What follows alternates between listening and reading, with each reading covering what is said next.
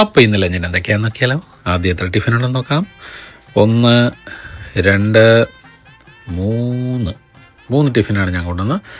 ഇനി നാരായണൻ എത്ര ടിഫിൻ കൊണ്ടുവന്നിട്ടുണ്ട്? പാലക്കാടൻ ഫുഡാണ്. പാലക്കാടൻ ടിഫിൻ എത്ര ഉണ്ടെന്ന് നോക്കാം. 1 2 3 4. അപ്പോൾ ആദ്യം ഞാനിന്ന് ചപ്പാത്തിയാണ് കൊണ്ടുവന്നത്.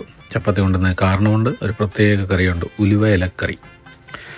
ഇത് പനീറും വെളുത്തുള്ളിയും എല്ലാം ഇട്ട് ഒന്ന് മിക്സിയിൽ നല്ല പേസ്റ്റ് പരുവത്തിന് അടിച്ചിറക്കിയതാണ്. ഇത് ഗാജർക്ക ഹൽവ അല്ലെങ്കിൽ ക്യാരറ്റ് ഹൽവ.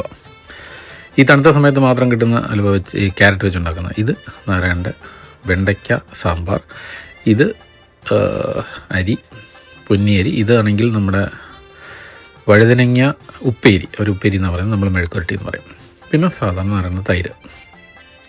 അപ്പം നമുക്ക് കഴിക്കാം. ആദ്യം ഓരോ കൂട്ടാൻ ഇൻട്രൊഡ്യൂസ് ചെയ്യാം. ഞാൻ പറഞ്ഞുതരാം. ഈ ഉലുവേല കറിയാണ്, നല്ല ടേസ്റ്റിയാണ്. മട്ടർ, ഉലുവേല, പിന്നെ ക്രീമി ആയിട്ട് നമ്മുടെ കശുവണ്ടി, പിന്നെ പനീർ, വെളുത്തുള്ളി എല്ലാം കൂടെ പേസ്റ്റാക്കി മിക്സിയിൽ അടിച്ചെടുത്ത് ഉണ്ടാക്കിയതാണ്. അതിൻ്റെ റെസിപ്പി ഞാനിടാം. എന്തായാലും ആദ്യം വഴുതനങ്ങ കഴിച്ച് നോക്കാം. നല്ല ടേസ്റ്റിയാണ്. വഴുതനങ്ങ ആയിക്കോട്ടെ, ഇതെല്ലാം ചപ്പാത്തിലൂടെ കഴിക്കാൻ പറ്റിയ കൂട്ടാണ്. എന്തായാലും ഭാഗ്യത്തിന് സാമ്പാർ ഒഴികെ ബാക്കിയെല്ലാം. ഇതിനു വേണ്ടിയാണ് മെയിനായിട്ട് ഞാൻ ചപ്പാത്തി കൊണ്ടുവന്നത്. അത് നല്ലൊരു ടേസ്റ്റിയാണ്. അല്പം കയ്പുണ്ടെങ്കിലും അത് ആ പേസ്റ്റ് പോലുള്ള ആ ക്രീം പോലെ ഉണ്ടാക്കിയത് അത് കവർ ചെയ്യും.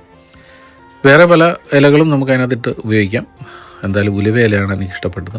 ഇത് ക്യാരറ്റ് ഹൽവ, നല്ല ടേസ്റ്റി ആയിരുന്നു. ഈ സമയത്ത് മാത്രം കിട്ടുന്ന ചുമന്ന ക്യാരറ്റ് വെച്ചിട്ടാണ് ഉണ്ടാക്കുന്നത്. ഡൽഹി ക്യാരറ്റ് പല പേരുകളാണ് പറയുന്നത്. അത് നല്ല മധുരമാണ് ഈ സമയത്ത്, അതുകൊണ്ട് ഉണ്ടാക്കും. നേരത്തെ നിങ്ങൾ ശ്രദ്ധിച്ചറിയാം, നേരത്തെ ഇതേ സമയത്ത് ഉണ്ടാക്കിയിട്ടുണ്ട്.